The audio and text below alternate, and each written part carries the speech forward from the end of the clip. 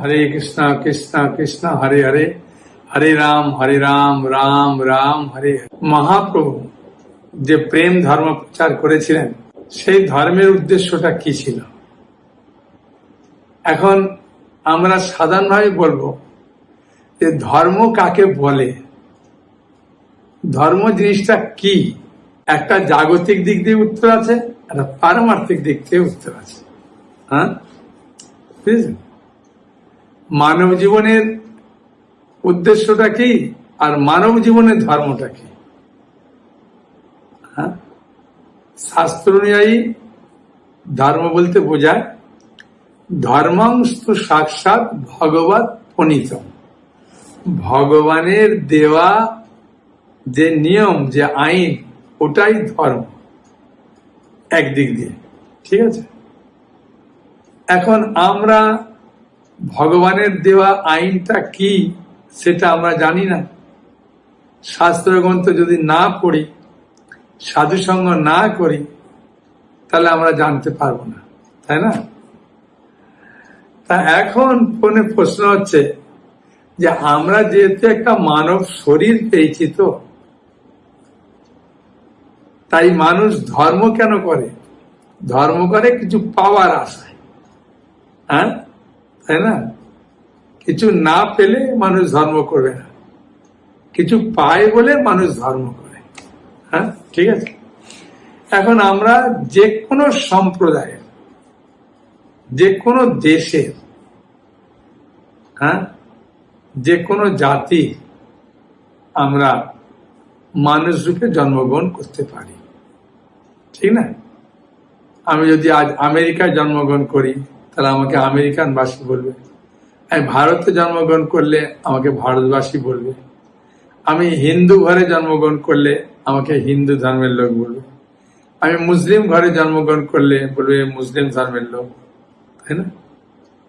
তা এই যে ধর্মটা আমরা মনে করছি, এটা কি না জাতিকে কেন্দ্র করে, যেখানে জন্ম হয়েছে সেখানে কেন্দ্র করে, যে দেশে জন্ম হয়েছে সেই দেশকে কেন্দ্র করে করছে।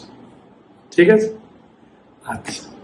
এখন আমরা যেহেতু মানব শরীর পেয়েছি, প্রত্যেক মানুষের মধ্যে মন আছে কিনা? প্রত্যেক মানুষের একটা দেহ বা শরীর আছে কিনা, তাই না? আর প্রত্যেক মানুষের একটা শরীর আছে, প্রত্যেক মানুষের মধ্যে একটা মন আছে, প্রত্যেক মানুষের মধ্যে আত্মা আছে। আছে কি নেই? আছে। হ্যাঁ, এখন আমি যদি বিচার করে দেখি যে আমার মধ্যে যে আত্মা আছে, আমার যে মন আছে, আমার যে দেহ আছে, হ্যাঁ, তাহলে তাদের এক একটা ধর্ম আছে, তাই না? এখন আমরা যদি ভালো করে বিচার করে দেখি, প্রত্যেক মানুষের একটা শরীর আছে, তাই না? তা এখন তাহলে শরীর যখন আমরা ধারণ করেছি, কি শরীর? মানব শরীর। হ্যাঁ, পশু হলে পশু শরীর, সিংহ হলে সিংহ শরীর, যে কোনো শরীর একটা ধারণ করে। ভালো করে চিন্তা করে দেখুন, এগুলো হচ্ছে বিচার করার বিষয়। তাহলে আমি যখন একটা মানব শরীর পেয়েছি, আমার এই শরীরে একটা ধর্ম আছে, তাই না? যে কোনো সম্প্রদায়, যে কোনো জাতি, যে কোনো দেশের হতে পারি না কেন, আমার এই দেহের একটা ধর্ম আছে। দেহের ধর্মটা কি? কিছু জিনিস গ্রহণ করা, কিছু জিনিস ত্যাগ করা। আমরা কিছু জিনিস গ্রহণ করি আর কিছু জিনিস আমরা ত্যাগ করে দিই। হ্যাঁ, পেশাব পায়খানার মাধ্যমে, কিন্তু আমরা গ্রহণ করি শরীরের মাধ্যমে, তাই না? সে শরবত খাই, জল খাই, হ্যাঁ, তাই না? জল পান করলেও কি, শরবত পান করলে কি, অন্ন খেলে কি, বিভিন্ন দেশে বিভিন্ন রকম খাবার আছে, সে যাই হোক, সেটা ব্যাপার না, কিন্তু আমরা খাই। কিন্তু আমরা সবাই মুখ দিয়ে খাই, আমরা সবাই কান দিয়ে শুনি, আমরা সবাই চোখ দিয়ে দেখি। আমি বলতে পারবো না যে আমি এই সম্প্রদায়ের লোক বলে আমি মুখ দিয়ে খাই না, আমি কান দিয়ে শুনি না, চোখ দিয়ে দেখি না, তা না, ঠিক নয় কি?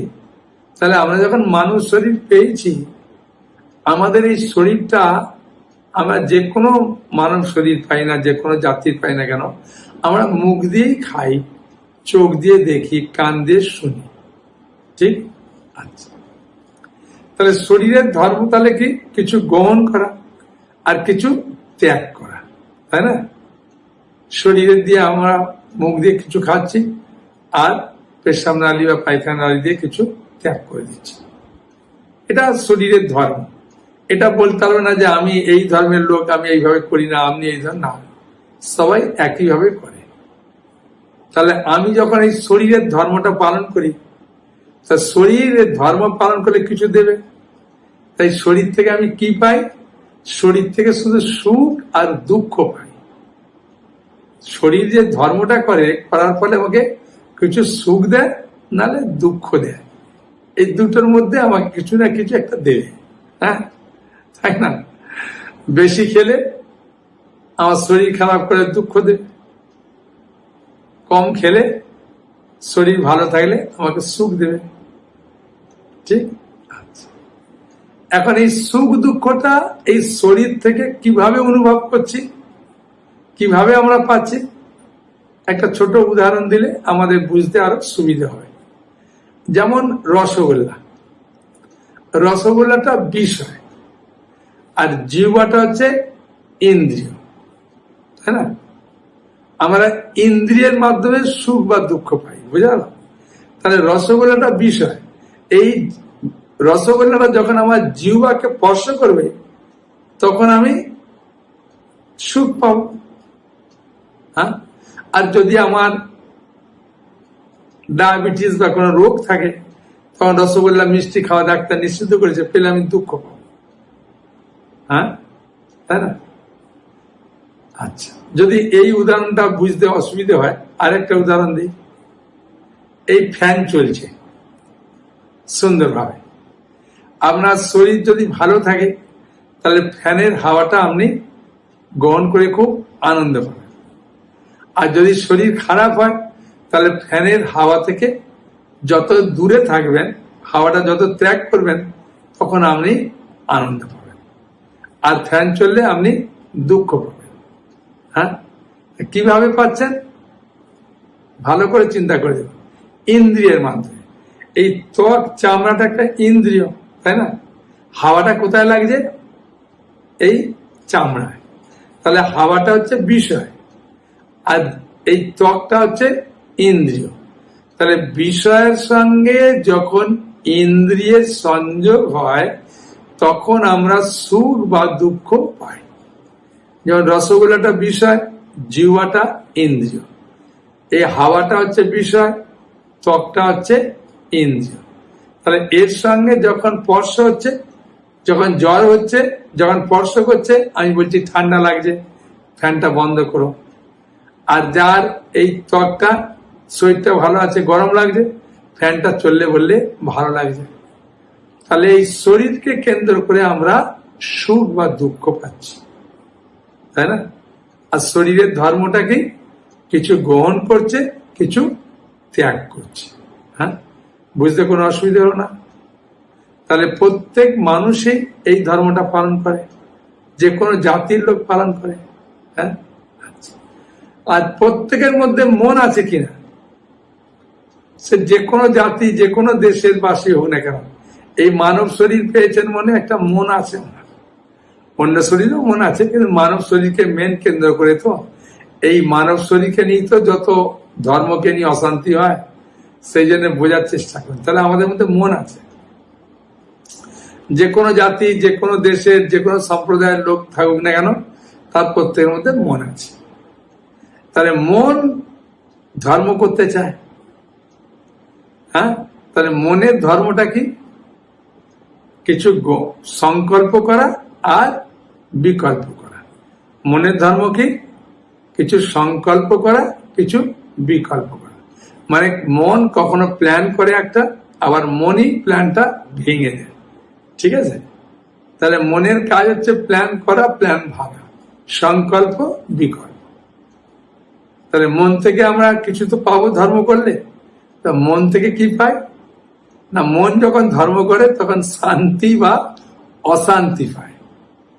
এখন যে কোনো সম্প্রদায়ের লোক শান্তি অশান্তি পায়, এটা তো বলতে পারবেন না যে হিন্দু ধর্মের লোক শান্তি পায়, ওই ধর্মের লোক অশান্তি পায় না, একই। মন আছে মানে শান্তি অশান্তি পাবে। হ্যাঁ, তাহলে আর একবার বলি, তাহলে দেহের ধর্ম কি? কিছু গ্রহণ করা, কিছু ত্যাগ করা। দেহ থেকে কি পাই? সুখ বা দুঃখ পাই। তাহলে মনের ধর্ম কি? মনের ধর্ম হচ্ছে সংকল্প করা, বিকল্প করা, তাই না? বা কিছু প্ল্যান করা, কিছু প্ল্যান ভেঙে দেওয়া, এটা মনের ধর্ম। তার মন যখন ধর্ম করছে, মন কি পাচ্ছে? শান্তি পাচ্ছে, নালে অশান্তি পাচ্ছে। হ্যাঁ, ঠিক আছে, শান্তি নালে অশান্তি, হ্যাঁ, পাচ্ছে। তাহলে প্রত্যেকের মধ্যে আত্মা আছে কিনা? আত্মার নামটা আলাদা আলাদা হতে পারে, তাই না? বিভিন্ন দেশে বিভিন্ন রকম ভাবে নাম হতে পারে, সেটা ব্যাপার না। যেমন ইংরেজরা একে সোল বলে, হ্যাঁ, আমরা আত্মা বলি। হ্যাঁ, বিভিন্ন দেশে বিভিন্ন রকম নাম হতে পারে, কিন্তু প্রত্যেকের মধ্যে আত্মা আছে। তাহলে আত্মা যখন আছে এই দেহের মধ্যে, তাহলে আত্মার একটা ধর্ম আছে। তাহলে আত্মার ধর্মটা কি? আত্মার ধর্মটা হচ্ছে ভগবানকে ভালোবাসা। আত্মার ধর্ম কি? ভগবানকে ভালোবাসা। এখন যে কোনো ধর্মের লোক হোক না কেন, সেই ধর্মের যে ঈশ্বরকে মানে, হ্যাঁ, যেমন হিন্দুরা ভগবানকে মানছে, ওই ভগবানকে মুসলিমরা আল্লাহ বলছে বা খোদা বলছে। হ্যাঁ, যারা খ্রিস্টান তারা বলছে গড। যে যেই বলুক না কেন, অত অসুবিধে নেই। হ্যাঁ, তাহলে আত্মার ধর্ম কি? ভগবানকে ভালোবাসা, বা আপনার ধর্মে যে ভগবান যাকে বলে মানছেন তাকে ভালোবাসা। হ্যাঁ, বোঝা গেল? তাহলে আত্মা যখন ধর্ম করছে, আত্মা থেকে তো কিছু পাবে। তাহলে আত্মা থেকে কি পাচ্ছে? আত্মা থেকে আনন্দ পাচ্ছে। আত্মা থেকে কি পাই? আনন্দ পাই। তাহলে সুখ দুঃখটা পাই দেহ থেকে, শান্তি অশান্তি পাই মন থেকে, আর আনন্দ পাই কিসে? আত্মা থেকে। আত্মার কাজ কি? ভগবানকে ভালোবাসা। হ্যাঁ, এটা আত্মার ধর্ম। এখন এই যে আত্মার ধর্ম ভগবানকে ভালোবাসা কোথায় লেখা আছে না? শ্রীমদ্ ভাগবতে লেখা আছে। হ্যাঁ, ভাগবতমে আছে। ভাগবতের কোন স্কন্ধে আছে?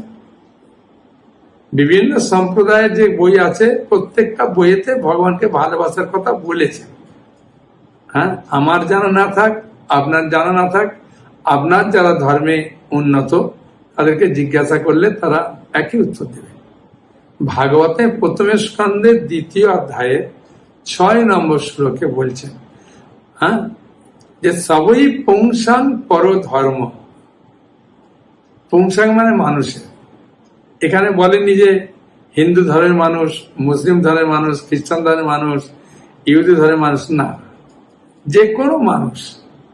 সবই পুংসাং পর ধর্ম। শ্রেষ্ঠ পর মানে শ্রেষ্ঠ ধর্ম কি? যত ভক্তির অদক্ষদে।